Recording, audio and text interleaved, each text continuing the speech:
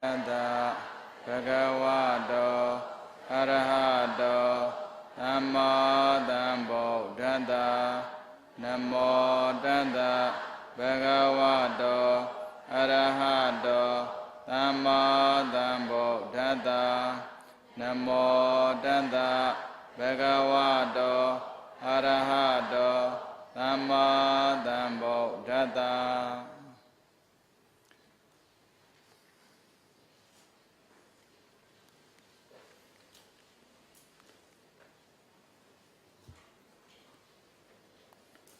As a result of Prigama Neme, Prigama Pavana. Hobila Mamimala Araga Satama like Ponebo Mohobu, Satama Lulu Pony there. Koji data Prigama Nemila, Prigama Bauna, Wibanebo Mohobu. Raja Sata de Bogori, Theta de Bogoriga, Tia Shumada, candidate. Tia Shumada, the Bawa, Thipo, Ay Mama, when I Prigama Asantwabi, Mayaro. Hobila. Aku ti on thing be like that. That's when low shoe net need a bogodia, ingada, Meshibo. Low shoe needed a better mamma ingabo. Aranele Nina Bisuma Papile. A port tecanima, neither. The Bawa shoe single job is in Ludwiga, Pawinale. As when low shoe, pian loale. As in Piambi, Porde. Hobila. Peter, was not the same. Temes so yin, Tuma, Tapialo Miabuno, Pamabale, when the Tretego, shoot it, shoot can it, shoot it at the Nialusan Matonian table. Hobila, I did dinner and low on my permanent descent, Telale, bloated a lesson yin, the Bawa shoe, when I see, Tredine, see, Erima, wasn't a wind that Tredelo Massia, Malorobo. When I go, Thinida, Tradago, Thinida, as when do a keeping a pion la bibia. Pabion, but the bagane may. Ada yejide. Tan the may piamino. Kunaga Ogahane may Utada, Mabiada, a good padi bagane may, blow biamale, Tago, Titame. Down at the Amatubu, padi bagane may piamoma. Lego, Utah, Bogo soye. Palo borderless or leye a young. Le Mohodabuno, Kunaga, Wenda, Twetago, the Bawa shoe net dinida bale, Lego betida. Tabime, Nyanga, Telare, the Maria Agonai, Wenda Lee, Tweta Lego, a Jaunine Minare. Hobila, as so ye, Le Mishuarabu,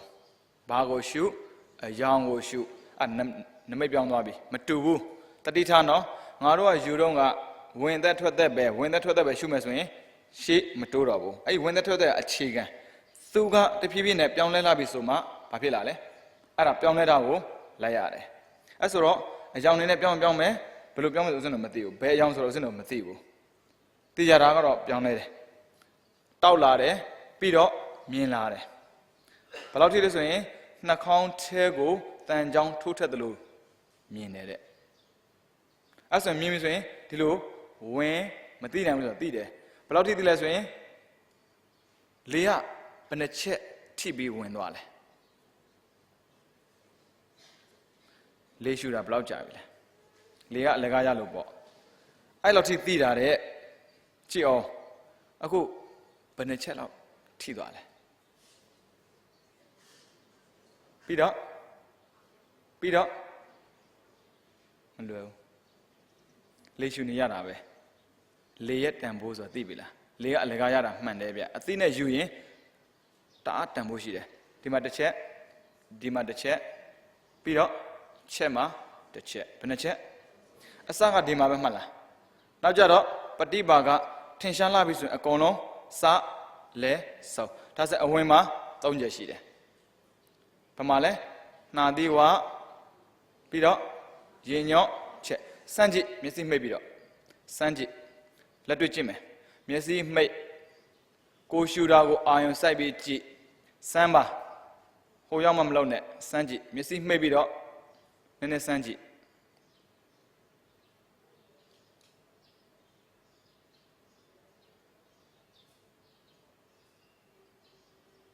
Pelole, Benechanide. 3ချက်ရှိတယ် တကယ်သုံးချက်ရှိတယ်သိလားဆိုတော့အခုပြောထားလို့သာသိတာတကယ်ဉာဏ်နဲ့သိတာမဟုတ်ဘူးတကယ်သုံးချက်ရှိတယ်ဘာဖြစ်လာလဲရင်းရဖောင်းလာတော့ဗာလဲအဲ့ဆိုရင်ဖောင်းပိန်ဆိုတာတူတူပဲရှုလိုက်ရင်ဘိုက်ကဖောင်းလာလားရှုလိုက်ရင်မလဲသေးဘူးဟုတ်တယ်မလားဖောင်းမှန်းလည်းမသိဘူးပိန်မှန်းလည်း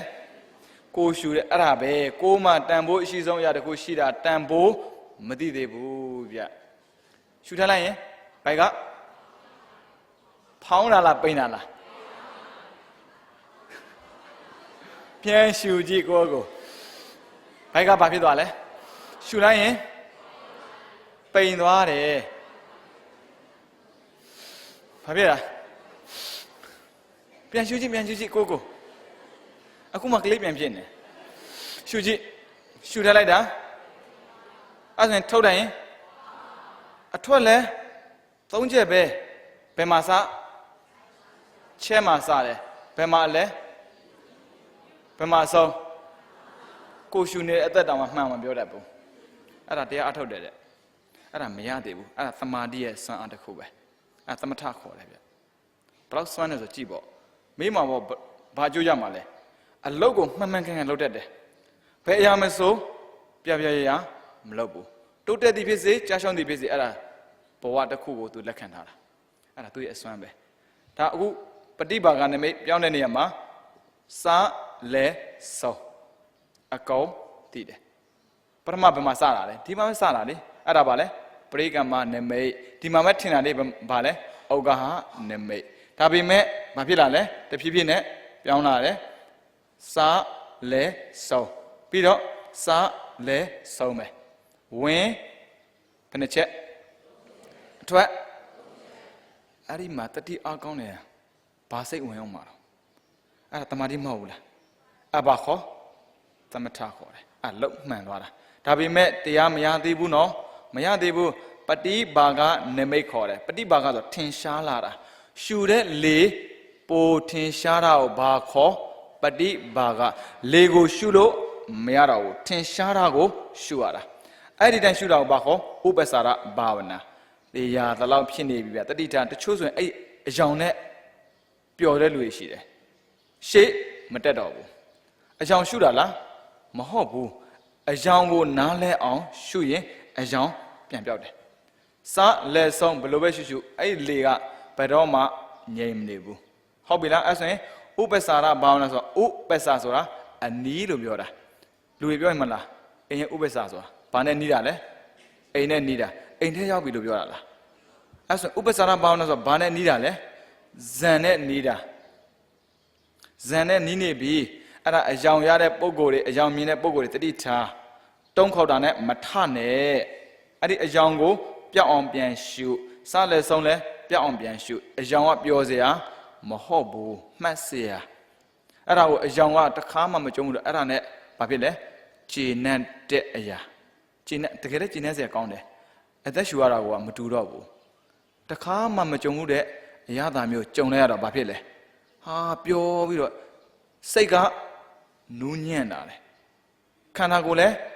အေးသွားတယ်မကြုံဘူးတဲ့အရာသာကြုံတော့အဲ့ဒါနဲ့ငြိမ်ပြီးနေတာမရဘူးအဲ့ဆိုရင်ရှစ်တက်သေးလားအဲ့ဒါဥပ္ပစာရဘာဝနာဆိုတဲ့အတိုင်းဘာနဲ့နီးနေတာလဲဇန်နဲ့နီးနေတာအဲ့ဒါကိုကနေတော့အဲ့နမိတ်ကို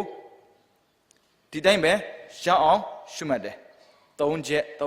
ဝင်တိုင်းသည့်ထွက်တိုင်းသည့်အကုန်မိနေတယ်အဲ့ဆိုရင်တက်သွားပြီဗျအဲ့ဆိုရင်ပฏิဘာဂနမိတ်ပဲနမိတ်မပြောက်ဘူးအယောင်မပြောက်ပဲနဲ့အကုန်သိတာအဲ့ဆိုရင်အပ္ပနာဘာဝနာအပ္ပနာဆိုတာကဇန်နဲ့မဲ့ရဲ့နာမယ်ဒါပေမဲ့သမထလောက်တဲ့ဆိုရင်အပ္ပနာသည်ဇန်ဝိပဿနာလောက်တဲ့ဆိုရင်အပ္ပနာသည်မဲ့ဟုတ်ပြီလားအခုကဘာပြောနေရလဲဆိုရင်သမထပြောနေတဲ့အတွက်သူအလုံးစုံရရင်ဇန်ပဲရမယ်အဲ့ဒီ၄ချက်ညီမှရမှာနော်၄ချက်မညီရင်တရားမရဘူးတရားထူးမဟုတ်ဘူးနော်တရားရတာရဲ့တရားထူးရတာမတူတရားထူးတယ်ဆိုတာကမဲ့ဖို့ကိုပြောတာတရားရတယ်ဆိုတာကဇန်ကိုပြောတာဟုတ်ပြီလားဒါဆိုရင်သမထအားထုတ်တဲ့ပုဂ္ဂိုလ်တရားဒီနီလန်တိုင်းလောက်ပြီးဆိုရင် ဘာရမှာလဲသမာဓိရတဲ့အတွက်ရလာမဲ့အကျိုးကဇန်ဟုတ်ပြီလားအဲ့ဆိုဦးဇင်းတို့ကြည့်ရမှာပဲဇန်ရအောင်အားထုတ်ဖို့အတွက်အဲ့၄ချက်လိုတယ်ဆိုတာမမေ့နဲ့နော်အဲ့၄ချက်လိုတယ်ဇန်ကိုလိုချင်တာတပိုင်းတောင်သေနေပြီလိုချင်တာပြောတာလေလုံနေတာပြောတာမဟုတ်ဘူးဒါဆိုရင်အခုလုံနီးတည်သွားပြီလုံရှုတဘာဝရှုအယောင်ရှုအယောင်နောက်တစ်ဆင့်ထပ်ရှုပို့ပြီးတော့ထင်ရှားလာတယ်တဲ့ပထမကခက်မိန်မိန်လေးဒုတိယဆိုရင်တအားထင်ရှားတယ်အဲ့ဒီအယောင်ပေါ်တဲ့အချိန်မှာတတိမကံမီရင်တွေးတဲ့အတိုင်းဖြစ်တယ်တဲ့တွေးတဲ့နဲ့ဖြစ်တော့ဘာဖြစ်လဲဟိုမြင်ဒီမြင်ရင်ယူတတ်တယ်တဲ့ဟိုမြင်ဒီမြင်မှပါဒီတို့မြင်လားရှားတော့ယူဖို့ဝေးတတိအားနဲ့လို့တရားကြောင့်မဟုတ်ဘူးတဲ့တရားအားထုတ်တဲ့သူအသုံးမကြလို့ကြောင်သွားတာကြောက်လို့ကြောင်တာဘာကြောင့်လဲဆိုတော့ तू ကတမာတိအားအရန်ကောင်းတော့ imagination စိတ်ကူးတဲ့တိုင်းပေါ်တယ်တဲ့ဗျဘာနမိတ်ကြောင့်လဲပฏิဘာကနမိတ်ကြောင့်အဲ့ဒါကြောင့်ဟိုဖျားဖို့ဒီဖျားဖို့မကြဘူးလားဘာနဲ့ဖူးတယ်ထင်လဲဘာနဲ့ဖူးတာလဲဇန်နဲ့ဖူးလို့မရဘူးဇန်ရပြီးတဲ့ဘုကအဲ့ဒါမရှိဘူးဘာနဲ့လဲနမိတ်နဲ့ဘာနမိတ်ပฏิဘာကနမိတ်နဲ့ဇန်ရနေရလားအဲ့ဆိုဇန်မရတော့ဘူးသူလှုပ်တဲ့နေရာမှာရှိသေးလားအပြင်ကိုထွက်သွားတယ်အဲ့ဒါကြောင့်ယူတတ်တယ်လို့ပြောတာသမထနဲ့ဝိပဿနာအားသာချက်အားနည်းချက်ရှိတယ်ဗျဝိပဿနာမှာအဲ့လိုမဟုတ်ဘူးနောက်သမထရဲ့အားနည်းချက်တစ်ခုတတိအားနည်းရင်သမထကလူတယောက်ကိုပျက်စီးစေတတ်တယ်တဲ့ဟုတ်ပြီလားအဲ့ဆိုတော့တရားမထိုင်ခင်လောက်ရမယ့်အရာကိုဦးဇင်းတို့အရင်သိရတော့မယ်ဘာအတွက်လဲဆိုရင်ဇန်ရဖို့အတွက်တရားအားထုတ်ရမှာခုနက၄ခုကိုမမေ့နဲ့အဲ့ဒီတိုင်းဦးဇင်းတို့ပြန်အားထုတ်ရမှာတရားမထိုင်ခင်လောက်ရမယ့်အရာကြည့်လိုက်တစ်သီလစတာပဲသူကဒါကြောင့်သီလသမာဓိသီလနဲ့သမာဓိတွဲရင်ဇန်ရတယ်သီလနဲ့ပညာတွဲရင်ဉာဏ်ရတယ်မတူဘူးသီလသမာဓိပညာ၃ခုဆိုပေမဲ့သီလနဲ့အားထုတ်ပြီးခြေခံပြီးသမာဓိဒီဘက်လောက်တဲ့ဆိုရင်ဉာဏ်မပေါ်ဘူးဇန်ပဲပေါ်တာဒါကြောင့်သီလသမာဓိသီလပညာသမာဓိကပါတာပဲပညာရတဲ့ထိလောက်တဲ့ဆိုရင်သမာဓိပါပြီသားဘာသမာဓိလဲဆိုတော့ဦးဇင်းတို့သိဖို့လိုတယ်အခုကဇန်ရဖို့အတွက်အခြေခံတဲ့ဥပ္ပစာရသမာဓိဥပ္ပစာဆိုတာအနီးမှာဟုတ်ပြီလားအဲ့ဆိုနံပါတ်1ဘာလို့လဲသီလနံပါတ်2ဝိဝေကဆိုတာစိတ်ငြိမ်တဲ့နေရာစိတ်ရောကိုယ်ပါအေးချမ်းတဲ့နေရာဒါကြောင့်မို့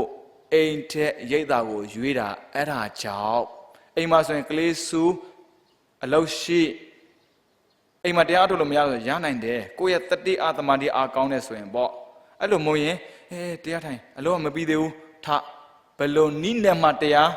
ရဖို့မလွယ်ဘူးမရနိုင်ဘူးမပြောဘူးရဖို့မလွယ်တာသာသမီများလေအလုပ်များလေဟိုမှာဧည့်သည်များလေ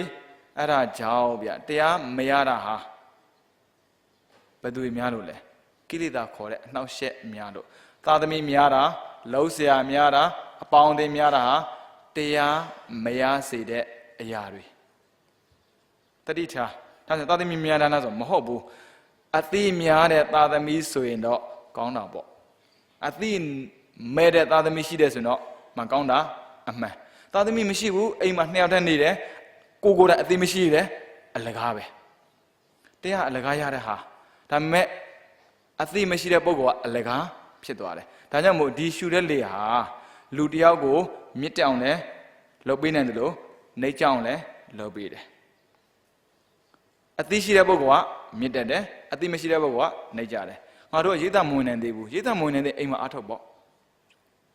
အိမ်မှာရှုပ်တဲ့ထင်ရေးတာသွားပေါ့အဲ့ဒါကြောင့်ဝိဝေကဆိုတာစိတ်ငြိမ်တဲ့နေရာကိုရွေးရတယ်တဲ့လူထင်ကြည့်အောင်လူအများသွားတဲ့နေရာမှာတရားအထုတ်လို့မရဘူးဒါကြောင့်ရွှေတကုံမှာတရားအထုတ်တာတအားခက်တယ်ဘာရှိနေလို့လဲဝ ဝိဝေကလားရှုတဲ့ကောင်ကတတ္တတရားရှိတဲ့ပုဂ္ဂိုလ်သွားပြီးတော့ရှိခိုးပူဇော်ရမယ်နေရဗျတရားအထောက်မနေရတော့မဟုတ်ဘူးအဲ့မှာဘုံတိုင်းနဲ့တက်လာပြီဆိုဘယ်လိုလုပ်မှာလဲစဉ်းစားကြည့်လေဘာဖြစ်သွားလဲ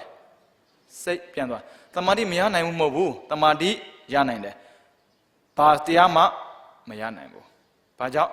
ဆုညံတို့ဒါကြောင့်မို့စိတ်ငြိမ်တဲ့နေရာရွေးရမယ်ဘယ်အတွက်လဲ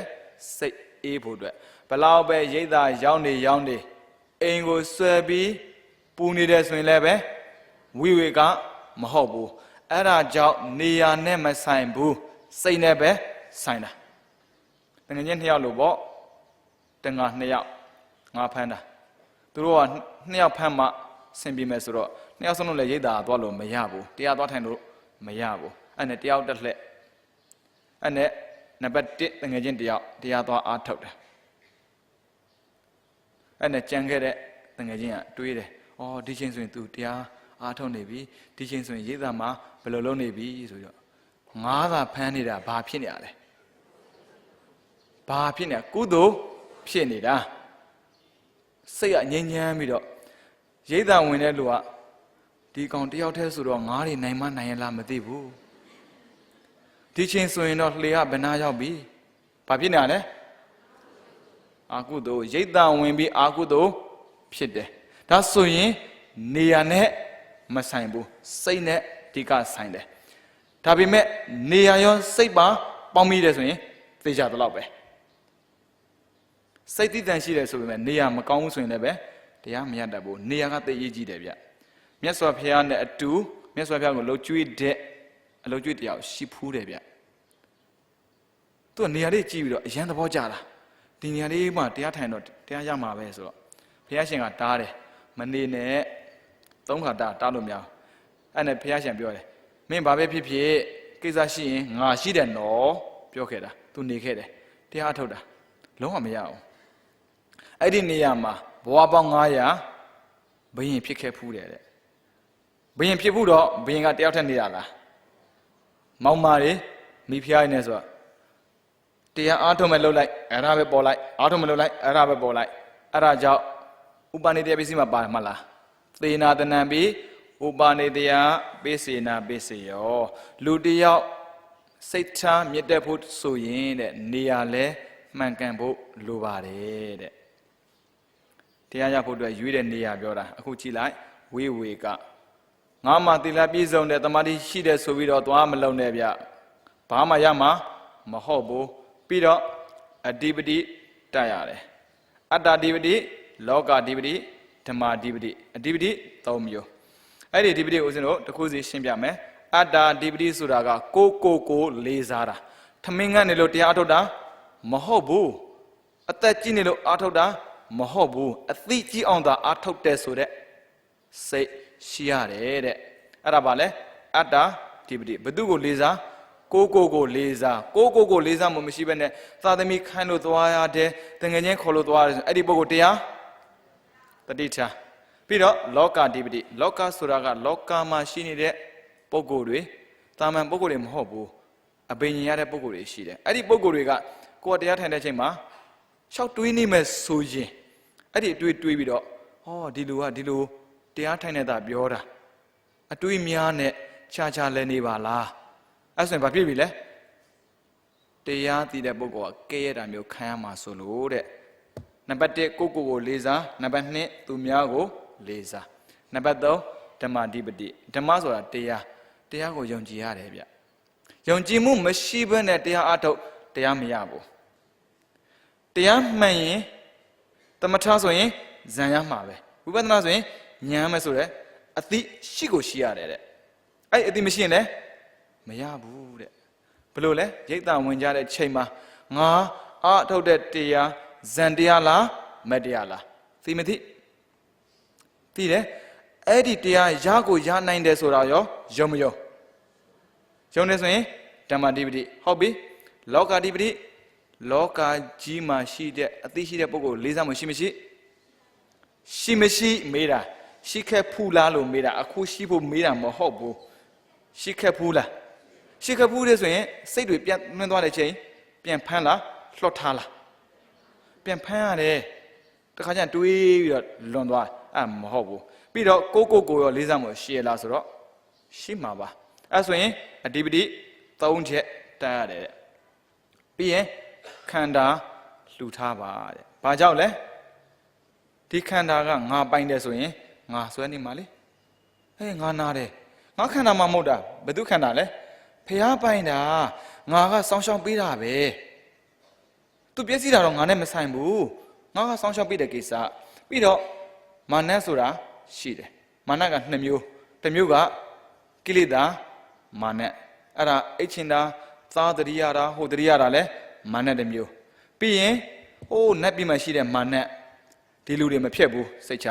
ရဟန္တာဖြစ်မဲ့လူကိုမှလာဖြစ်တာအဲ့ဒီမပူနဲ့ရဲတာအထောက်ရဟန္တာဖြစ်လူဖြစ်တော့မဲ့ဆိုရင်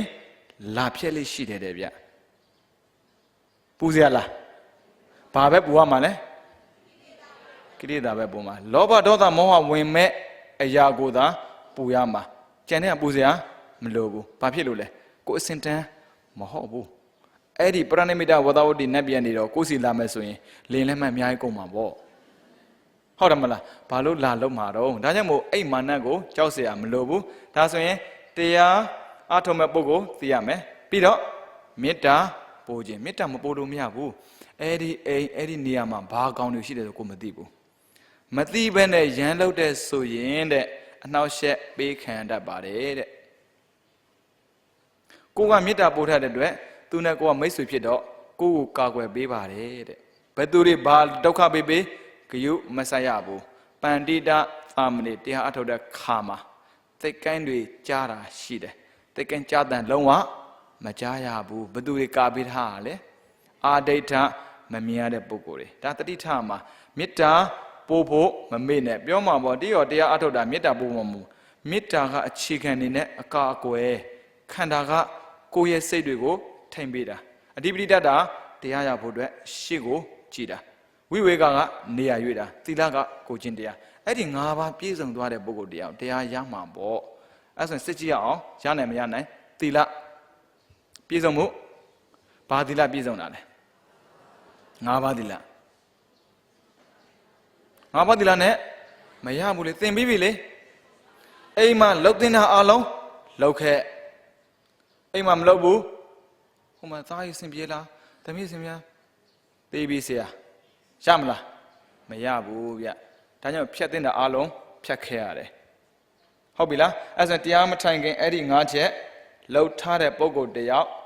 ဘာဖြစ်လာမလဲဆိုရင်မဟေဂုတ်စိတ်တဲ့မဟေဂုတ်ဆိုတာမြင်မြတ်တဲ့စိတ်ကိုခေါ်တာဗျ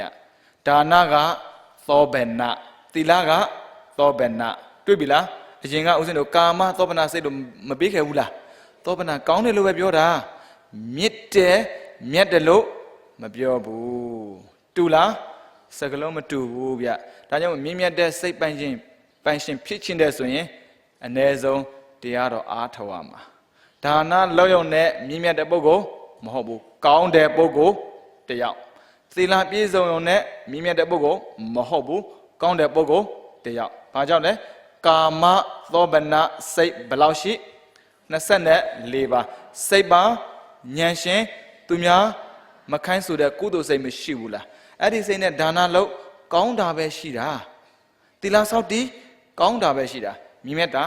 မဟုတ်ဘူးတဲ့ဒါဆိုရင်စဉ်းစားကြပါဗျာဒါနနဲ့ပြောဖို့ဒါနနဲ့သိဖို့စဉ်းစားတဲ့လူတွေမြင်မြတ်တဲ့ဘဝဘတော်မှမရနိုင်ဘူးမြင်မြတ်တဲ့စိတ်မရှိဘဲနဲ့မြင်မြတ်တဲ့ဘဝမရနိုင်ဘူးတဲ့အဲ့ဒါကိုသူတို့ကမလျှော့သေးဘူးခုဒီဒါနနဲ့ပြောသီလနဲ့လှော်ဖို့ပဲစိတ်ကူးနေတာအလွန်ဆုံးနတ်ပဲဖြစ်မှာပေါ့နတ်ကိုမြတ်တယ်လို့မပြောထားဘူးနတ်သာမြတ်မဲ့ဆိုရင်မာနရှိနိုင်ပါမလားအဲ့တော့နတ်ကိုထင်ကြည့်တော့နတ်ကအဆင့်မရှိဘူးတဲ့ဘယ်တော်မှမဆိုနတ်ဖြစ်ခွင့်ရှိလို့ကုသိုလ်စိတ်လေးဖြစ်ရင်နတ်ဖြစ်နိုင်တာပဲဒါပေမဲ့ဒီလိုအလုံးမလုံးတဲ့ပုံကိုတရားမြင့်မြတ်တဲ့ပုံကိုမဖြစ်နိုင်ဘူးတဲ့လူတန်းရမယ်ခွင့်ရတကူဘာလို့တောင်းနေရတာလဲဘာလို့ဖြစ်ချင်ရတာလဲစဉ်းစားကြည့်ကိုယ့်ရဲ့စိတ်ကိုပြန်စဉ်းစားကိုယ့်ရဲ့အသိဘယ်လောက်ထိညံ့နေဆိုတာကြည့် ဒါမဲ့မကောင်းဘဲနဲ့တော့မြတ်ဖို့မဖြစ်နိုင်ဘူးလေဒါကြောင့်ဗာလဲပထမကောင်းရတယ်ဒုတိယမြတ်အောင်ကြိုးစားရတယ်မြတ်အောင်ပဲကြိုးစားနေလို့မရဘူးကောင်းအောင်လည်းကြိုးစားရတယ်ကောင်းအောင်ကြိုးစားတဲ့အတွက်ဗာလဲပစ္စည်းဥစ္စာပြည့်စုံတယ်ခန္ဓာကိုယ်ကျန်းမာတန်ဆွမ်းတယ်မြတ်အောင်ကြိုးစားတဲ့အတွက်ဒုက္ခဆိုတာလုံးဝမလာဘူးတဆင့်စီသွားတာအခုကဗာလဲအစင်းကြော်ဟုတ်ပြီလားအဲ့ဆိုရင်မဟေဂုတ်စိတ်တယ်ဗျာမဟေဂုတ်ဆိုတာမဟာကတမြင့်မြတ်တဲ့ပုဂ္ဂိုလ်တယောက်ဖြစ်စေတာမဟေဂုတ်စိတ်ဖြစ်ဖို့ဆိုရင်အခြေခံ၅လုံးရှိတယ်အဲ့ဒီစကားလုံးလေးကိုမှတ်ထားဝိတေဝိစာရာပိတိသုခဧကဂတဘယ်နှလုံးကဲရောကြည့်အောင်ဝိတေဝိစာရာရမယ်နော်ခေါင်းထဲကိုအပိထက်ပါဘာလဲဝိတေဝိစာရာပိတိသုခဧကဂတဝိတေဆိုတာကြံစီခြင်းဒါကာမဝိတေပြောတာမဟုတ်ဘူးနော်ဝင်တာထွက်တာကိုဝင်တယ်ထွက်တယ်ဝင်တယ်ထွက်တယ်ဝင်တယ်ထွက်တယ်လို့လုံနေတဲ့ဝိတေကိုပြောတာဝိစာရာဆိုတာအာယုံကိုသုံးသပ်ခြင်းအဲ့ဒါကအဆင့်မြင့်သွားတဲ့အရာဝိတေကလှုပ်ရှုဝိစာရာကသဘာဝရှုအဲ့ဒါကစိတ်ရဲ့ခြေနေကိုသုံးသပ်ပြတာအဲ့ချိန်မှာသွားမလုံးနဲ့ဒါဝိတက်ဖြစ်တယ်ဝိစာရာဖြစ်တယ်သွားလှုပ်เสียမလိုဘူးစိတ်ကကြမ်းနေရင်ဝိတက်စိတ်ကချောလာရင်ဝိစာရာအဲ့ဒီလိုခြေနေမှာတရားအားထုတ်စိတ်ကနူးညံ့နေပြီဆိုရင်စိတ်ချမ်းသာမှုပေါ်မပေါ်အဲ့ဒါကိုဘာခေါ်ပီတိဗျာပီတိခေါ်ပါတယ်ဗျပီတိပေါ်ပြီးပီတိကိုကြော်ဖို့ကြိုးစားတယ်လို့ကဒုက္ခအယံကိုချမ်းသာတယ်တဲ့ဗျလူတွေပြောနေတဲ့ rich ချမ်းသာတာနဲ့မတူဘူး peace ငြိမ်းချမ်းတယ်တဲ့ rich ကချမ်းသာတာမဟုတ်ဘူးပြည့်စုံတာ peace ကငြိမ်းချမ်းတာအခုကြည့်လိုက်နှစ်သက်မှုကိုကြော်နိုင်မှချမ်းသာမှုရတာဗျလူတွေကပျော်ဖို့ပဲစိတ်ကူးနေတဲ့အတွက်ငြိမ်းချမ်းမှုရလားမရဘူးအဲ့ဒါကြောင့်ပြောတာငြိမ်းချမ်းမှုသည်ပျော်ရွှင်မှုနဲ့တွဲရဲ့ငြိမ်းချမ်းမှုရပြီးသားပုဂ္ဂိုလ်ကပျော်ရွှင်မှုရှိပြီးသားပျော်ရွှင်နေတာတက်တက်သည်ငြိမ်းချမ်းမှုမရှိဘူးဆိုတာအရင်ပြောတာလားကြည့်လိုက်ပြီးတော့ဧကဂတတမာတိရသွားပြီတဲ့ဘယ်နှလုံးဝိတေနောက်တစ်ခေါက်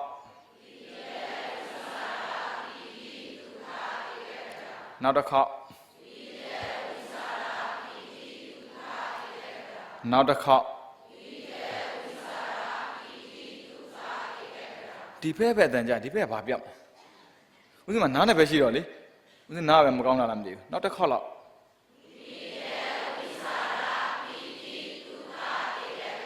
ဒီဘက်နည်းနည်းထွက်လာပြီအဲ့ဒီ၅လုံးကိုမှတ်ထားနော်အတရားမှတ်တဲ့နေရာမှာဓာတွေကဘယ်လိုလုပ်တယ်ဆိုတော့ဦးစင်တို့သိဖို့အတွက်အဲ့မှာဝိတက်ကိုကြည့်မယ်ဝိတက်က6မျိုးအဖြစ်စီမှာဆိုလို့ဦးစင်တို့ကအသိပေးတာဝိတက်6မျိုးကြည့်မယ်ကာမဝိတက်တရားထိုင်တဲ့အခါမှာသဘောကျတာမျိုးရှိတယ်ဗျအဲ့ဒါသွားတာပဲရှေ့ကိုတိုးသေးလားသဘောကျတာကိုမှတ်မှလားဝင်နေထွက်နေတာကိုမှတ်မှလားအဲ့ဒါသူ့အလုပ်လုပ်တာပဲဒါပေမဲ့အဲ့ဝင်နေထွက်နေတာကိုမှတ်မယ်လို့ကြိုးစားပေမဲ့သဘောကျစရာအာယုံတွေ့ရင်သဘောကျနေတတ်တာဟာကာမဝိတေဇံမရတော့ဘူးဟုတ်ပြီလားပြီးတော့ဗျာပါဒဝိတေမကျင်နှံ့စရာအာယုံကိုတွေးရလို့ပြောတာတခြားမဟုတ်ဘူးတချို့တရားထိုင်လို့အဆင်မပြေရင်စိတ်ထဲကမကြည်ဘူးညောင်းလာကြိုက်လာပြီဆိုရင်စိတ်ထဲမှာမကြည်ဘူးအဲ့ဒါပါလေဗျာပါဒဝိတေကြုံဖူးကြရဲ့လားကြုံဖူးတာဗောပြီးတော့တကယ်ချင်းနှစ်ယောက်တွေ့တဲ့ချိန်မှာ तू ကသမာဓိရတယ်ကိုယ်ကသမာဓိမရဘူးကိုမကျေနပ်ဘူးအဲ့ဒါပါလေတရားရမှာလားမရဘူးဒါကြောင့်ပျော်စရာကိုလည်းတွေးလို့မရဘူးမကျေနပ်စရာလည်းတွေးလို့မရဘူးပျော်စရာမကျေနပ်စရာကပျော်စရာကဘာမှာသွားရှာငြိမ်းချမ်းတဲ့ကဘာမှာမရှိဘူးဟုတ်ပြီလားပြီးရင်ဝိဟင်တာဝိတက်နှိမ့်ဆက်ညှိမှန်းဖို့တွေးတာအဲ့ဒါကတရားထိုင်တဲ့လူမှာမရှိဘူးတရားမထိုင်တဲ့လူမှာရှိတာဘယ်ကောင်ကိုရှိလိုက်ရင်ကောင်းမှာပဲဆိုတာအဲ့ဒါကဝိဟင်တာဝိတက်ပြီးတော့နိက္ခမ္မဝိတက်လိုချင်စရာအာယုံကို စွန့်လွတ်တာအဲ့ဒါကြောင့်ရိတ်တံဝင်ခိုင်းတာအဲ့ဒါပဲဗျအိမ်မှာကသဘောကျစရာအများကြီးမိန်းမရှိတယ်သားရှိတယ်ပစ္စည်းရှိတယ်အဲ့ဒါကိုစွဲနေတဲ့ပုံကိုယ်တရားလွန်မြောက်မှုဆိုတာမရနိုင်ဘူးအနိခံမှာအချောင်ရတာပါရမီတစ်ခုဖြစ်တယ်နိခံမှာပါရမီဆိုမပါဘူးလားဘာဖြစ်လို့မစွန့်ရတာလဲပြန်လာရင်ကိုယ့်အိမ်ဟာကိုယ့်အိမ်ပဲလေတရက်တောင်မခွဲနိုင်တော့တေးကြတယ်စဉ်းစားကြည့်ခွဲရဲလားမခွဲရင်ကွဲမှာပဲကိုမခွဲရင်သူခွဲမှာအဲ့ဒါကြောင့်နက်ခံမှာဝိတဲ့လူစရာအာယုံဆိုပေမဲ့အားလုံးပါတယ်သားပါတယ်သမီးပါတယ်မိန်းမပါတယ်ယောက်ျားပါတယ်ပစ္စည်းပါတယ်အားလုံးပါတယ်ဒီတော့အလုပ်သိများတာသိပြီသိများတယ်ဆိုကြတဲ့ကသူ့မှာဘာမရှိတာလဲနက်ခံမှာဝိတဲ့မရှိဘူးဆိုရင်များတယ်ဆိုတာသဘောကျရင်ကာမသဘောမကျရင်ပြပါဒသိပြီအဲ့ဒီလိုလူတွေအများကြီးတွေ့ဖူးတယ်ဗျဒီတော့မအားသေးဘူးသေဖို့ရောအားရလားသေမင်းကမေးတယ်မင်းအားပြီလားလို့မေးလားမမေးဘူးကောက်ကွာငင်းခါခေါ်သွားတာဆရာတော်တစ်ပါးကျွတ်သွားတာအဲ့ဒါနဲ့ကျွတ်တာဆရာကပုထုဇဉ်တပည့်1000ကရဟန္တာဖြစ်နေပြီလူရထင်တာကဆရာအရင်တရားရမယ်လို့ပြောထားလားမပြောထားဘူးလုံးရင်ရမှာပဲမလုံးရင်မရဘူးပဲအဲ့နဲ့တပည့်ထက်ကတယောက်ကြည့်လိုက်တော့ဆရာက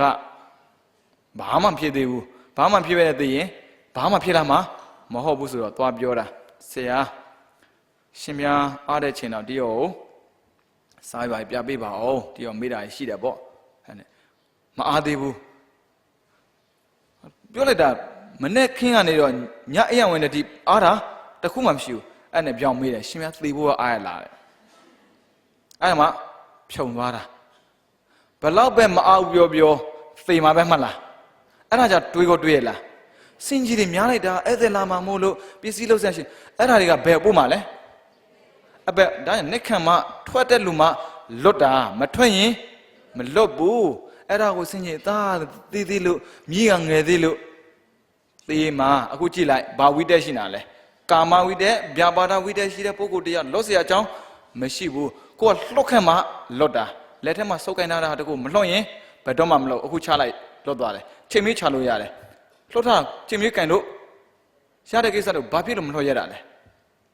သားကိုထားခဲ့တာသားသေသွားလားသေတာကောင်းတော့ကောင်းတယ်နောက်ထပ်ပူစရာမလိုတော့ဘူးဟုတ်တယ်မလားမလှုပ်ရင်မလွတ်ဘူးလွတ်ချင်တယ်ဆိုရင်လှုပ်ခက်လိုက်ရှင်းလေးရဲ့အဲ့ဒါကိုမလုပ်ရဘူးတနာเสียဦးဇင်းတို့ဘယ်လိုတနာမှမသိပါဘူးတနာเสียလို့ပဲသိတာအခုကြည့်လိုက်နက်ခံမဝိတက်9ရက်ဘဝလွတ်အောင်အားလုံးကိုလှုပ်ခက်မဲ့ဆိုတဲ့စိတ်ရှိတယ်ပြီးတော့အပြပါဒါဝိတက်သူများကိုနှိမ့်ဆက်ဖို့လုံးဝစင်မကူဘူးမေတ္တာထားမယ်သိခံမယ်ဆိုတဲ့ချင်းတယ်ကဘာလောက်ကကြီးထဲဝင်လာတာခဏလေးရဲ့လေမကျင်တဲ့เสียအာရုံကတွေးနေမယ်ဆိုရင်ဒေါသဖြစ်เสียပဲကျင်တဲ့เสียအနေနဲ့တွေ့လိုက်မယ်ဆိုရင်ကုသိုလ်ဖြစ်เสียကြီးပဲလေအဲ့တော့ဗာလဲမေတ္တာထားတာသိခံတာပြီးတော့အဝိယန္တတနာကျင်နာတာအဲ့ဒါကရုဏာကိုပြတာပဲလေအဲ့ဒီဝိတက်တွေရှိတယ်အခုကမဟုတ်ဘူးတနာကျင်နာမယ်ဆိုတော့မသိဘူးငါတွေ့ပဲသိတယ်အဲ့ဆိုရင်မရဘူးကောင်းတဲ့ဝိတက်3ပါမကောင်းတဲ့ဝိတက်3ပါလွတ်ချင်တယ်ဆိုရင်လှုပ်ခက်လိုက်ပါလွတ်တာနဲ့လွတ်တာတူလားလှုပ်မှလွတ်တယ်လွတ်ချင်တယ်ဆိုတဲ့စကားပြောရုံနဲ့မလွတ်ပါဘူးနိဗ္ဗာန်တပိစောတုအာပြောင်းအာမကင်စာပဲဖြစ်မယ်တရားမရဘူးဟုတ်ပြီလားအဲ့ဆိုရင်ဝိတက်6မျိုးဒါဆိုရင်ဦးဇင်းတို့ကြည့်မယ်ခုနကဝိတက်ဝိစာရပိဋိသုခဧကဂတအဲ့ဒီ5လုံးမှတ်မိတယ်နော်ဒါဆိုရင်အဲ့ဒီ5လုံးမှာတွဲပြီးဒုက္ခပေးမယ်အရာတရားအထုတ်ကြည့်မယ်တရားအထုတ်ရင်ဦးဇင်းတို့ပေါ်မှာပဲဟုတ်ပြီလားတရားအထုတ်ရင်လိုအပ်တဲ့အခြေခံသိပြီသားဘာတွေလဲသီလပြည့်စုံရမယ်နေရာရွေးချယ်ရမယ်ပြီးရင်အဓိပတိတာရမယ်ပြီးရင်ခန္ဓာလှူထားရမယ်ပြီးရင်ရောင်းလို့ဒီ slide show ကဘယ်ချိန်ထွက်လာမလဲဆိုဦးဇင်းတို့မသိဘူးဦးဇင်းတို့ပေးဖို့တော့ရှိတယ်ဖြစ်နေမှာဆိုအခုချင်းချင်းပေးခဲ့ကျင်တာပေါ့ မရဘူးဒါပေမဲ့ slide show ကြည့်ရုံနဲ့တရားရလားကောင်းထဲမှာထဲမှာအသိဉာဏ်နဲ့ကြည့်မှအဲ့ slide show ကအသက်ဝင်မှာအခုကမဟုတ်ဘူးဒီ slide show ပဲကြည့်နေနေတာရိတ်တာကိုယူသွားပြီးတော့ထောင်ကြည့်လို့ရမလားမရဘူးဒီတော့ထောင်ကြည့်မှမဟုတ်ဘာဖြစ်လို့ရိတ်တာမှမဝင်တာဒီတော့မလုပ်ဘူးဘာဖြစ်လို့တရားမှအာမထုတ်တာအဲ့ဆိုရင်တေးပြီမြင့်မြတ်တဲ့ပုဂ္ဂိုလ်တရားလုံးဝမဖြစ်နိုင်တော့ဘူးအဲ့ဆိုရင်ငါးလုံးမှတ်ထားနော်ဝိတက်ဝိစာရပိတိဒုက္ခဧကဂတဒါဆိုတရားအထုတ်မဲ့ပုဂ္ဂိုလ်လိုအပ်တဲ့အင်္ဂါက၅ပါးဒါဆိုတရားအထုတ်တဲ့နေရာမှာလိုအပ်တဲ့ချက်လက်၄ချက်နမိတ်နဲ့ဘာဝနာတွဲရနော်အဲ့ဆိုဦးဇင်းတို့တရားစာအထုတ်ကြည့်မယ်ဒီမှာကြည့်လိုက်ဝင်ဖြစ်မဲ့နေဝရဏတရားတွေကိုဦးဇင်းတို့နားလည်ထားရမယ်တရားအထုတ်တဲ့ပုဂ္ဂိုလ်သူဖြည့်ဆည်းတယ်တရားမရအောင်ကိလေသာကအရင်ပါတယ်ဒါနနဲ့ပြောအောင်နေသီလနဲ့ပြောအောင်နေတရားမထုတ်နဲ့အဲ့ဒါဘာရဲ့အစွမ်းဆိုဦးဇင်းတို့ပဋိစ္စသမုပ္ပါဒ်ကြရင်သိလိမ့်မယ်အာကုသိုလ်နဲ့ပြောတဲ့ပုဂ္ဂိုလ်ကုသိုလ်လုပ်ခွင့်မပေးဘူးကုသိုလ်နဲ့ပြောတဲ့ပုဂ္ဂိုလ်ကိုတရားအထုတ်ခွင့်မပေးဘူးတရားအထုတ်မဲ့ပုဂ္ဂိုလ်ကိုကြည့်ဝင်ဖြစ်ပြီဟုတ်ပြီလားအဲ့ဆိုဦးဇင်းတို့စမ်းပြီနမိတ်နဲ့ဘာဝနာတွဲမယ်နော်အဲ့ဆိုရင်တရားအထုတ်တော့မယ်ဆိုတော့အင်္ဂါ၅ပါးပြည့်စုံအောင်သူလုပ်တယ်သီလပြည့်စုံတယ်နေရာလဲရွေးထားတယ်ကိုလည်းလေးစားအများကိုလည်းလေးစားတရားကိုလည်းလေးစားတယ်ပြီးတော့ခန္ဓာလှူထားတယ်ပြီးရင်မေတ္တာပွားလိုက်တယ်စိတ်ငြိမ်မှုရှိမရှိမေတ္တာပွားပြီဆိုမှတော့စိတ်ကငြိမ်သွားပြီပါဒါဆိုရင် तू ဘာတရားကိုအားထုတ်အာနာပါဏဝင်ထွက်အဲ့ဆိုရင် तू ထိုင်လိုက်ပြီဆိုတော့စိတ်ကငြိမ်သွားတော့နေရာလဲအေးအေးချင်းချင်းဆိုတော့ဘာမှကြားစရာမရှိတော့အဲ့ဆိုရင် तू ကဝင်ထွက်ဝင်ထွက်အဲ့ဒါကိုလောက်တဲ့ပုဂ္ဂိုလ်တရားဝိတက်ခေါ်တယ်ဟုတ်ပြီလားဝိတက်ဖြစ်ပြီးဆိုရင်သူကဘာနမိတ်ဘာဘာဝနာပရိကမ္မနမိတ်ပရိကမ္မဘာဝနာပျောက်သွားပြီလားမပျောက်ဘူးမပျောက်မှနော်အဲ့မှာအတူတူများဘုန်းကြီးကဒီနေ့မှထားပြောရင်တတိမထားမိတဲ့အတွက်ဘာဝင်လာလဲထီနာမိတ်တာဝင်လာတယ်အဲ့ဆိုရင်ပရိကမ္မနမိတ်ပရိကမ္မဘာဝနာရှိသေးလားအဲ့ဆိုဝိတက်ဆိုတဲ့စိတ်ရှိသေးလားအဲ့ဆိုရင်သွားပြီကြည့်ဘာဝင်ဖြစ်သွားလဲထီနာမိတ်တာဝိတက်ရှိရင်ထီနာမိတ်တာမရှိဘူးတဲ့အဲ့ဆိုဝိတက်ကိုဘာနဲ့ထိမှဆိုရင်တတိနဲ့ထိရတယ်ဝင်တယ်ထွက်တယ်ဆိုတာကိုတတိလေးနဲ့ကပ်ပြီးကြည့်နေမှတတိမရှိရင်ဘာဝင်လဲထီနာမိတ်တာဝင်တယ်တတိရှိနေရင်ဝိတက်ဖြစ်တယ်အဲ့ဒါလုံးရှုပရိကမ္မနမိတ်ပရိကမ္မဘာဝနာအဲ့ဒီမှာပြင်းတာငိုက်တာကိုကြော်လာတယ်လုံးရှုနဲ့ကြော်သွားတယ်ဘာဖြစ်လာလဲတဘာဝရှုအဲ့ဒါကိုစကလုံးကဝိစာရလို့ခေါ်တယ်ဝိစာရဖြစ်ပြီဆိုရင်နမိတ်ဩဃဟနမိတ်ပရိကမ္မဘာဝနာအဲ့ဒါအားလုံးမမှတ်မိတဲ့ကိစ္စမျိုးတရားထိုင်တဲ့နေရာမှာဘယ်လိုလုပ်မလဲဆိုတာသိရင်ရပြီအဲ့နာမည်တော့ဖော်နေတာနဲ့တင်ဘာမှရမှာမဟုတ်ဘူးနာမည်ဖော်ဖို့မဟုတ်ဘူးတဘာဝဥစဉ်တော့ပြောပြတာအဲ့ဆိုတော့တဘာဝရှုနေတဲ့စိတ်ကဝိစာရကိုဘယ်နေရာရောက်ပြီဆိုရင်သိအင်္ဂါ၅လုံးရှိတယ်နော်၅လုံးစလုံးပြေဖို့လိုတယ်တစ်လုံးနှလုံးနဲ့အလုံးလို့စင်မပြေဘူး तू ကအင်္ဂါဆိုတဲ့အတိုင်းပေါင်းစံမှကားမှာဘိန်း၄ခုရှိရင်၄ခုပြေမှမောင်းလို့ရတယ်ဟုတ်ပြီလားဘာကြောင့် तू ကကားရဲ့အင်္ဂါဖြစ်နေလို့၃ဘိန်းရှိတာပဲမောင်းလို့မရဘူး၃ဘိန်းကားပဲမောင်းလို့ရမယ်၂ဘိန်းရှိတယ်မောင်းအဲ့ဒါဆိုင်ကယ်၁၀ဘိန်းပဲရှိတယ်သူနဲ့ तू မောင်းလို့ရတာမောင်းကိုကကောင်းမောင်းမဲဆိုရင်အင်္ဂါပြေဆုံးရတယ်နှုတ်မို့ဆိုရင်မရဘူးအခုကြည့်လိုက်တဘာဝရှုဒါပေမဲ့အဲ့တဘာဝရှုငြိမ်သွားတဲ့ပုံကိုယ်တရားဘာကူမှမတွေ့ဘူးဆိုရင်တန်တရားဝင်လာတယ်ငါဒီတော့တရားအားထုတ်တာစိတ်လည်းငြိမ်တယ်ဘာကြောင့်မပေါ်တာပါလဲတွေ့လားဘာဝင်လာလဲဝိစီကိစ္စတရားအားထုတ်တာပေါ်ဖို့အားထုတ်တာမဟုတ်ဘူးသိအောင်လုပ်တဲ့ကိစ္စကိုပေါ်ရင်ပါလဲတော့ဖော်ပေါ့မြည်ကြည့်သွားတွေ့ရင်ပေါ်မှာပေါ့အဲ့ဒါလွဲတာပဲပေါ်အောင်ဥစဉ်တော့ဖော်မှာ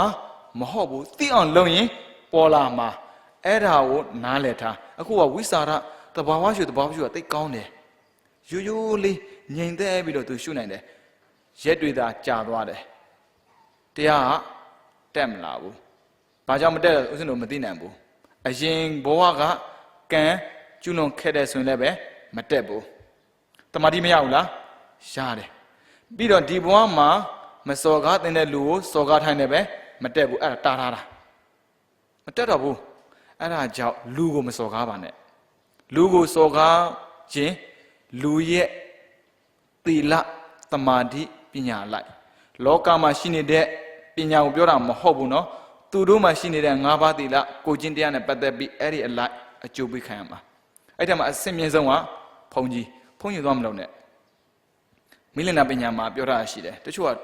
ဘုန်းကြီးကသိက္ခာမှမရှိတာဘာကိုသိက္ခာခေါ်တာလဲပြန်စဉ်းစားဖို့ဘုန်းကြီးမှာသီလအနည်းဆုံးကနှစ်ခွန်အများဆုံးကဂတိ9000ကျော်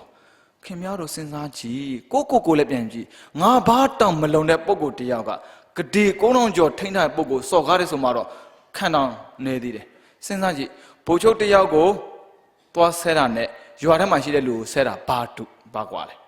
ဆဲတာတူပဲအပြစ်ခံတာတူလားမတူဘူးဘာကွာတာလဲဂုံကွာတယ်အဲ့ဒါကိုရှော့တွက်တယ်ဘုန်းကြီးကတဲ့ဘလောက်ပဲသိက္ခာမရှိရင်နေပါစေတဲ့ဘုန်းကြီးဝန်းနေတဲ့ရဲ့တရဏဂုံဟာတည်တဲ့ထိမြဲတယ်တဲ့ပြီးရောငါးပါးသီလလုံးဝမကြိုးဘူးတဲ့လူစစ်စစ်ဖြစ်နေပြီလေဘာလို့စော်ကားချင်တာလဲဘုန်းကြီးရဲ့သိက္ခာသာမပြည့်စုံရင်နေမှာလူနတ်ထက်သိက္ခာမြင့်တယ်တဲ့အဲ့ဒါကြောင့်လူနတ်ရဲ့ရှိခိုးမှုကိုခံရတာဘာလို့စော်ကားချင်တာလဲဒီဘုန်းကြီးသိက္ခာမရှိဘူးငါကအဲ့သိက္ခာနဲ့ပတ်သက်ဘယ်လောက်သိနေလို့လဲကြည့်လိုက်မတက်တော့ပြောတာကိုမသိဘူးနော်ပြောခဲ့တာမသိဘူးပြောတော့လွယ်လွယ်လေးအခုကြည့်လိုက်ဝိစာရမှာရက်နေတာမတက်တော့ဘူးအဲ့ဆိုတန်တရားဝင်လာတယ်တရားဆိုတာရှိရလားငါတမာတိရတာကြာနေပြီတမာတိရသူများပြောရင်တရားရတယ်ဆိုမရဘူးတရားမရအောင်ဘယ်သူလုပ်ခဲ့တာလဲဒါဆိုပါဇက်ကိုပိတ်ပြီတော့တည်ကြီးတယ်ဗျဒါကြောင့်ဘုန်းကြီးကိုလုံးဝမစော်ကားမိပါစေနဲ့တဲ့ဘုန်းကြီးကအရိယာရဲ့တာဝကပြီးရောအဲ့ဆိုရင်ဘုရားရဲ့တာဝကစစ်စစ်တာဝကစော်ကားရင်ကံကတားတယ်ပြောမှာပေါ့လူကတော့မတားဘူးလူကတားเสียလားသူ့သူအပယ်သွားမအောင်အခုကြည့်လိုက်တက်မဲ့ဆိုတဲ့လူကိုတားထားတာသိလားမသိလို့စော်ကားရဲတာအာမမထုတ်တာဒါနနဲ့ပြောဒါနခွေးလည်းပြောတာပဲလေသီလကယုံလည်းပြောတာပဲလေဒါနသီလနဲ့ပြောနေမယ်ဆိုရင်ဗုဒ္ဓဝါဒမဟုတ်သေးဘူးကြည့်လိုက်ဘယ်တော့နှမျိုးကောင်းလဲအဲ့ဒီအလုပ်ကိုလုံးမှအဲ့ဒီရဲ့တန်ဖိုးကိုနားလဲတာစော်ကားမှုရှိတဲ့ပုဂ္ဂိုလ်တက်လို့မရတော့ဘူးအဲ့ဒါကြောင့်မတက်တာဒါဆိုရင်ပါလဲတန်တရားဝင်လာတယ်ဝိစိကိစ္စဒါပေမဲ့တန်တရားမဝင်ဘူးသူမှကံဘာမှမရှိဘူးဆိုရင်တက်သွားမှာတဘာဝရှုကနေတော့တဖြည်းဖြည်းအယောင်တွေလင်းလာတယ်စားလဲဆုံးသိလာတယ်အဲ့ဆိုရင်ပါလဲကျင့်တတ်မှုပေါ်တယ်အဲ့ဒါပိတိပဲအဲ့ဆိုရင်ပတိဘာကနမိတ်မကြုံဖူးတာကိုသူကြုံတယ်ပီတိပြီးတာနဲ့တန်းလာတယ်ဗျဒုက္ခဒါပေမဲ့အဲ့ဒီခြေနေကိုပိုင်ဆိုင်ပြီးတော့ဒေါင်းဆိုတာနဲ့ထားသွားရောထားတော့အဲ့ဒီနေရာလေးသူမှတ်မိတယ်ဒါကြီးကသိကျင်နေစရာကောင်းတယ်နောက်တစ်ခါထိုင်တယ်မပေါ်တော့ဘူးဘာဖြစ်လာလဲပြာပါဒမကျင်းတတ်တာငါအရင်ကရတာဘာဖြစ်လို့အခုမရတာလဲ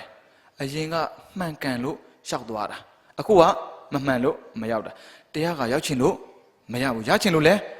လှုပ်ချင်တဲ့စိတ်ပဲရှိရတယ်တရားကလှုပ်ရတာရမရမဟုတ်ဘူးလှုပ်မှာကကိုယ်လှုပ်ရမှာကသူ့လှုပ်ကိုကပေးမဲ့လူနေရာမှာသွားနေတာလေလှုပ်မဲ့လူနေရာမှာဘာဖြစ်လာလဲပြာပါဒဒေါသဖြစ်လာတယ်ငါအရင်တစ်ခါရပြီးတော့အခုမရဘူးပီတိလိုချင်လို့တရားလှုပ်တာလားမသိလို့အဲ့မသိမသာနဲ့တော့တွေ့တဲ့ဟာကိုကျေနပ်နှစ်သက်မိတာအဲ့ဆိုရင်ဦးဇင်းတို့ပီတိကိုကြော်ကြည့်မယ်ဘာဆိုတော့ပေါ်လာတဲ့အကြောင်းကိုရှုမှတ်တဲ့အချိန်မှာစိတ်ရဲ့ကျေနပ်မှုခံစားတာထောင်းဆန်းပဲအဲ့မှာပီတိကသူအမျိုးမျိုးရှိတယ်တချို့ဆိုရင်ဥပ္ပေကပီတိမြေကြီးနဲ့မထိဘူးတထောင်လောက်ကွာနေတာဥပ္ပေကပီတိခေါ်တယ်အဲ့ဒါကိုဒီဖုန်းရရမ်းတာဖြစ်ပြီဘာမှရမ်းတာဖြစ်တာမဟုတ်ဘူးပီတိကခန္ဓာမှာရှိနေတဲ့အရာအလုံးကိုပေါ့ပါစေတာမဟုတ်လို့ခန္ဓာကကြွတ်တွက်သွားတာဒါပေမဲ့ तू မသိဘူး တရားထုတ်တယ်လို့မသိဘူးပီတိဖြစ်တာပဲသိတာဘေးကကြီးတဲ့လူကဘာဖြစ်လဲကြွားနေတာကိုသိတယ်အဲ့ဒါကိုရမ်းတာလို့ထင်တာသမထအထုတ်တဲ့လူတယောက်ရမ်းတာဖြစ်လားသိကြလို့မဖြစ်ဘူးအဲ့ဒါကိုရမ်းပြီးတော့ရမ်းတာဆိုရမ်းတာလို့ပြောရတာရမ်းတာပဲပြောရတာပုထုဇဉ်တွေကရမ်းတာဆိုတာမသိသလိုသောတာပန်ဆိုတာလည်းမသိဘူးအဲ့ဒါအပြီးတော့မှသိကြလေးလာမှသိတယ်ပါတယ်အခန်းတစ်ခန်းတကယ်ကိုတိကျတယ်လောဘသမာချင်းချင်းပဲလောဘသမာချင်းချင်းသိတာတရားမြင့်နေတဲ့ပုဂ္ဂိုလ်အောက်ကလို့မသိနိုင်ဘူးအဲ့ဒါကိုရမ်းတာတဲ့ဘာမို့လို့လဲရမ်းတာလို့ဆုံးဖြတ်ပေးနေတာဘုရားပဲရှိတာငါဘုရားလားတတိထားဘုရားနေရာမှာမနေနဲ့ယောဂီဟာယောဂီနေရာမှာနေဆရာကဆရာနေရာမှာနေတရားကတရားနေရာမှာနေတရားလို့ကိုဆရာလုပ်ခွင့်မရှိဘူးတခါကြီးကဘယ်အဆင့်ရောက်သွားပြီတော့ပြောစရာမလိုဘူးအဲ့ဒီအဆင့်ကိုဆုံးဖြတ်ပေးမှာကတရားဆရာကမှန်ကန်ပေးဖို့ယောဂီကမှန်ကန်လုပ်ဖို့အခုကယောဂီရောဆရာပါတရားလုပ်နေတာတရားကထုတ်ပေးမဲ့အဖြစ်တခုကိုဆရာကသွားအဖြစ်ထုတ်ပေးတယ်အဲ့ဆိုရင်တပည့်ကလည်းလိုချင်လာတယ်ယောဂီအလုပ်ယောဂီမလုပ်ရင်တရားမရဘူးအခုတရားကမင်းသာလုံးငါပေးမယ်အဲ့ဒါကိုမယုံသေးဘူးမယုံရင်မပေးဘူးယုံရင်ပေးမယ်အဲ့တတ်တာပဲအဲ့ဆိုတော့လုံးရှုကနေတော့တဘာဝရှုပြောင်းမသွားပဲနဲ့ပိုထင်ရှားလာရင်ဩဃပฏิပါကနမိတ်အဲ့ဒီနမိတ်ကို तू ဆက်ရှုနေတဲ့ပုဂ္ဂိုလ်တယောက်ဘယ်နှလုံးလာဆိုရင်ပီတိဒုက္ခနှလုံးဝင်လာတယ်အဲ့ဆိုဘယ်နှလုံးပြေးသွားပြီလဲလေးလုံးရှိသွားပြီနော်လုံးရှုကဝိတက်တဘာဝရှုကဝိစာရအဲ့ဒါကိုနမိတ်နဲ့ပြောမယ်ဆိုရင်ပရိက္ခမနမိတ်ကဝိတက်ဩဃနမိတ်ကဝိစာရနောက်ထပ်လာတဲ့ပฏิပါကနမိတ်ကပီတိဒုက္ခအဲ့ဒါကိုမပြောက်အောင်ကိုကထိမ့်ပြီးတော့ဆက်ရှုတဲ့ဆိုရင်